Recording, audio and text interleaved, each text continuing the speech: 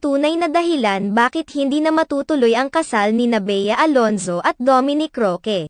Naging laman sa talakayan ni Manay Christy Ferman sa latest episode ng programang Christy Minute ang isyong kinumpirma ni Boy Abunda sa kamakailang episode ng kanyang programang Fast Talk with Boy Abunda. Nitong February 6, mismong si Boy Abunda na ang nagkumpirma na tinapos na ni Bea Alonzo at Dominic Roque ang kanilang relasyon kaya naman wala na umanong kasalan na magaganap ngayong taon. Sa latest episode ng Christy Minute nitong February 7, 2024 inilahad nila ang nakarating sa kanilang balita patungkol sa totoong dahilan sa biglaang paghihiwalay ni Bea Alonzo at Dominic Roque. Sa kanilang talakayan, inilahad ni Manay Christy Ferman na may involved umanong politiko sa nangyaring hiwalayan ng dalawa ayon sa pahayag ni Christy Ferman. Mayroong politikong involved sa isyu ni Bea Alonzo at Dominic Roque.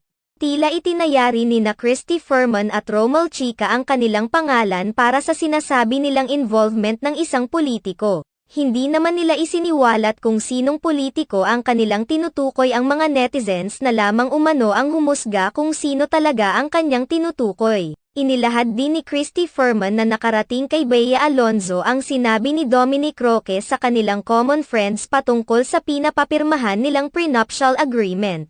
Buong pahayag ni Christy Ferman, nakarating po kay Bea Alonzo ang mga kwento ng mga common friends nila ni Dominic, Katlad yung prenup na yan. Okay naman ako dyan eh, wala namang problema sa akin yung prenuptial agreement na yan. Bakit? Kailangan ko ba yung pera nila? Ito umano ang pahayag ni Dominic Roque na nakarating sa kampo ni Bea Alonzo, sa kalagitnaan ng kanilang pagdidiskusyon.